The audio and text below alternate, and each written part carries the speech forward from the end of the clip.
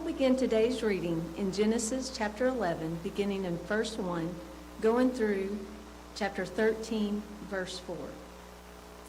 Now the whole earth had one language and one speech. And it came to pass, as they journeyed from the east, that they found a plain in the land of Shinar, and they dwelt there. Then they said to one another, Come, let us make bricks and bake them thoroughly. They had brick for stone, and they had asphalt for mortar. And they said, Come, let us build ourselves a city, and a tower whose top is in the heavens. Let us make a name for ourselves, lest we be scattered abroad over the face of the whole earth. But the Lord came down to see the city and the tower which the sons of men had built. And the Lord said, Indeed, the people are one, and they all have one language. And this is what they began to do. Now nothing that they propose to do will be withheld from them. Come, let us go down, and there confuse their language, that they may not understand one another's speech. So the Lord scattered them over the face of all the earth, and they ceased building the city.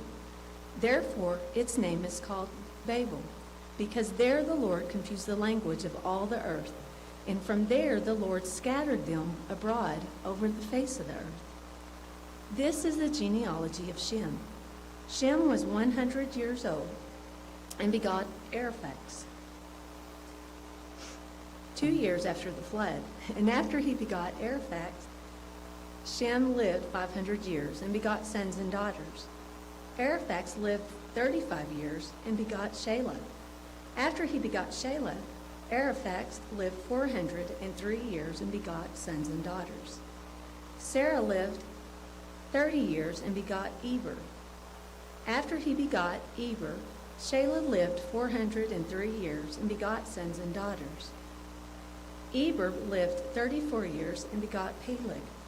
After he begot Peleg, Eber lived 430 years and begot sons and daughters. Peleg lived 30 years and begot Reu. After he begot Reu, Peleg lived 209 years and begot sons and daughters. Reu lived 32 years and begot Serug. After he begot Serug, Reu lived 207 years and begot sons and daughters. Serug lived 30 years and begot Nahor. After he begot Nahor, Serug lived 200 years and begot sons and daughters. Nahor lived 29 years and begot Terah. After he begot Terah, Nahor lived 119 years and begot sons and daughters. Now Terah lived 70 years and begot Abram, Nahor, and Haran. This is the genealogy of Terah. Terah begot Abram, Nahor, and Haran begot Lot. And Haran died before his father Terah in his native land in Ur of the Chaldeans. Then Abram and Nahor took wives. The name of Abram's wife was Sarai, and the name of Nahor's wife was Milcah, and the daughter of Haran, the father of Milcah and the son of Ishcah.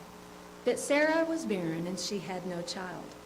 And Terah took his son Abram and his grandson Lot, the son of Haran, and his daughter-in-law Sarai, and his son Abram's wife, and they went out from them, from Ur of the Chaldeans to the land of Canaan. And they came to Haran and dwelt there. So the days of Terah were 205 years, and Terah died in Haran. Now the Lord had said to Abram, Get out of your country, from your family and from your father's house, to a land that I will show you. I will make you a great nation. I will bless you, and I will make your name great. And ye shall be a blessing. I will bless those who bless you, and I will curse him who curses you. And in you all the families of the earth shall be blessed. So Abram departed just as the Lord had spoken to him, and Lot went with him. And Abram was 75 years old when he departed from Haran.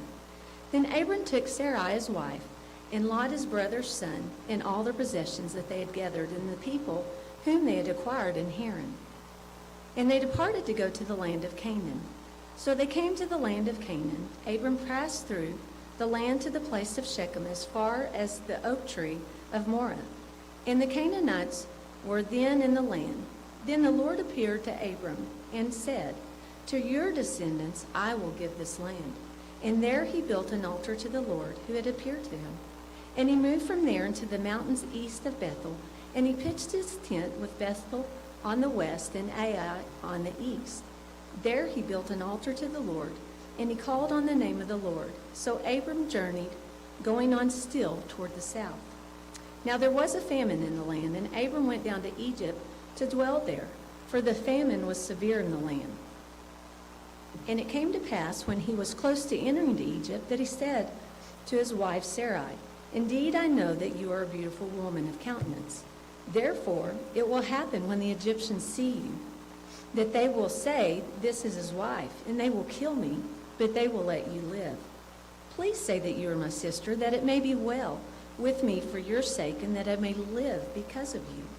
So it was, when Abram came into Egypt, that the Egyptians saw the woman, that she was very beautiful. The princess of Pharaoh also saw her, and commanded her to Pharaoh, and the woman was taken to Pharaoh's house. He treated Abram well for her sake. He had sheep, oxen, male donkeys, male and female servants, female donkeys and camels. But the Lord plagued Pharaoh and his house with great plagues because of Sarai, Abram's wife. And the Pharaoh called Abram, and he said, "What is this you've done to me? Why did you not tell me that she was your wife? Why did you say, 'She is my sister'? I might have taken her as my wife. Now, therefore, here is your wife. Take her and go your way." So Pharaoh commanded his men concerning him, and they sent him away with his wife and all that he had. Then Abram went up from Egypt, he and his wife and all that he had, and Lot with him to the south. Abram was very rich in livestock, in silver, and in gold. And he went on his journey from the south as far as Bethel, to the place where his tent had been at the beginning, between Bethel and Ai, to a place of the altar which he had made there at first. And there Abram called on the name of the Lord.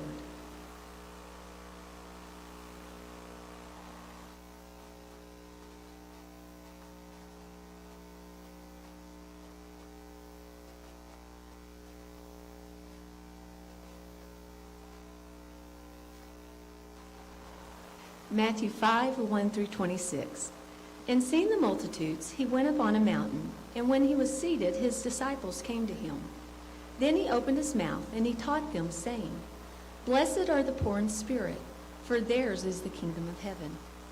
Blessed are those who mourn, for they shall be comforted. Blessed are the meek, for they shall inherit the earth. Blessed are those who hunger and thirst for righteousness, for they shall be filled. Blessed are the merciful, for they shall obtain mercy. Blessed are the pure in heart, for they shall see God. Blessed are the peacemakers, for they shall be called sons of God. Blessed are those who are persecuted for righteousness' sake, for theirs is the kingdom of heaven. Blessed are you when they revile and persecute you, and say all kinds of evil against you falsely for my sake. Rejoice and be exceedingly glad, for great is your reward in heaven. For so they persecute the prophets who were before you. You are the salt of the earth, but if the salt loses its flavor, how shall it be seasoned? It is then good for nothing, but to be thrown out and trampled underfoot by men. You are the light of the world. A city that is set on a hill that cannot be hidden. Nor do they light a lamp and put it under a basket, but on a lampstand. It gives light to all who are in the house. Let your light so shine before men, that they may see your good works and glorify your Father in heaven. Do not think that I came to destroy the law or the prophets. I did not come to destroy, but to fulfill. For surely I say to you, till heaven and earth pass away, one jot or one tittle will by no means pass from the law till all is fulfilled. Whoever, therefore, breaks one of the least of these commandments and teaches men so shall be called least in the kingdom of heaven. But whoever does and teaches them, he shall be called great in the kingdom of heaven. For I say to you that unless your righteousness exceeds the righteousness of the scribes and Pharisees, you will by no means enter the kingdom of heaven. You have heard that it was said to those of old, you shall not murder, or whoever murders will be in danger of judgment. But I say to you that whoever is angry with his brother without cause shall be in danger of judgment. And whoever says to his brother, Raca, shall be in danger of the council. But whoever says you fool shall be in danger of hell fire. Therefore, If you bring your gift to the altar, and there you remember that your brother has something against you, leave that gift therefore before the altar and go your way. First be reconciled to your brother, and then come and offer your gift. Agree with your adversary quickly while you are on the way with him, lest your adversary deliver you to the judge, and the judge hand you over to the officer, and you be thrown in prison. Assuredly, I say to you, you will by no means get out of there until you have paid the last penny.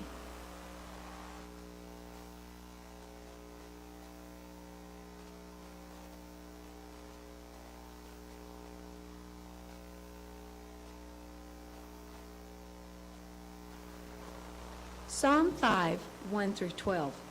Give ear to my words, O Lord. Consider my meditation.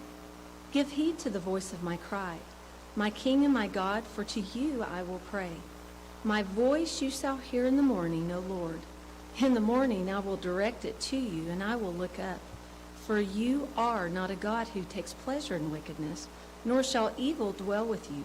The boastful shall not stand in your sight, and you hate all workers of iniquity. You shall destroy those who speak falsehood. The Lord abhors the bloodthirsty and deceitful man. But as for me, I will come into your house with the multitude of your mercy. In fear of you, I will worship toward your holy temple. Lead me, O Lord, in your righteousness because of my enemies. Make your way straight before my face. For there is no faithfulness in their mouth. Their inward part is destruction. Their throat is an open tomb. They flatter with their tongue.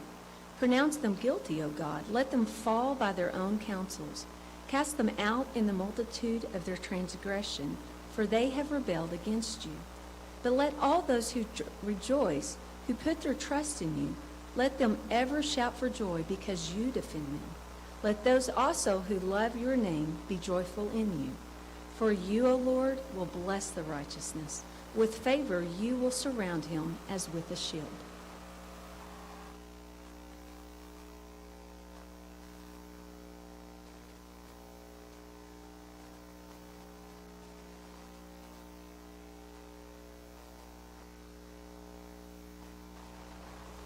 Proverbs 1, 24 through 28. Because I have called and you refused, I have stretched out my hand and no one regarded.